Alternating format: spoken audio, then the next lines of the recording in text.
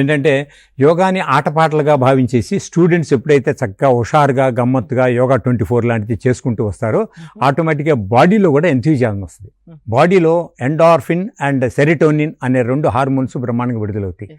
దీంతోపాటు ఎక్కువ స్ట్రెస్కి ఎందుకు గురవుతున్నారంటే వీళ్ళ సిలబస్ టార్గెట్ మీదన్నా కావచ్చు, పెండింగ్ పేరబెట్టిన సిలబస్ మూలంగానే కావచ్చు, ఇతర రకాల ఒత్తిడి మీద ఇతరులతో కంపేర్ చేసుకుని నేను 90% రావాలి 100% రావాలి అనే ఉద్దేశం మీద ఎక్కువ లక్ష్యం పెట్టుకుంటే కూడా రావచ్చు. కానీ మన ప్రయత్నం వరకు మనం చేస్తే ఎంత పర్సెంటేజ్ అయినా రానివ్వండి అనే ఉద్దేశం మీద పాజిటివ్ మెంటల్ యాటిట్యూడ్తో హుషారుగా హ్యాపీగా కాంపిటేటివ్గా ఉండాలి.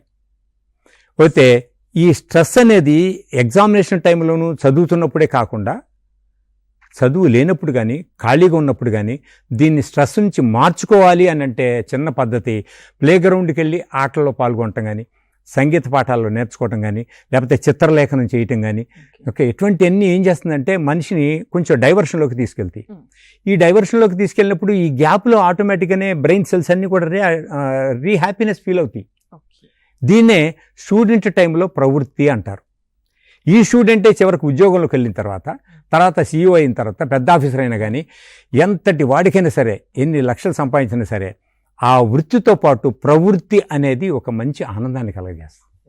చాలామంది ప్రవృత్తికి టైం ఇవ్వకుండా అదంతా టైం వేస్ట్ అని లేచినప్పటి నుంచి సంపాదన వృత్తి అని పడుతున్నారు. కనుకనే కుటుంబాన్ని నిర్లక్ష్యం చేస్తున్నారు, ఇటుపక్క వాళ్ళ ఆరోగ్యాన్ని నిర్లక్ష్యం చేస్తున్నారు.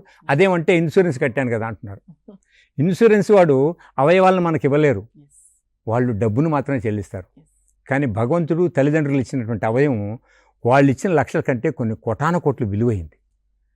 వాటిని కాపాడుకునేటువంటి మర్మం యోగశాస్త్రంలో ఉంది కనుక కనీసం 30 నిమిషాలు దానికోసం కేటాయించగలిగితే మనకు విముక్తి అయినట్లు లెక్క.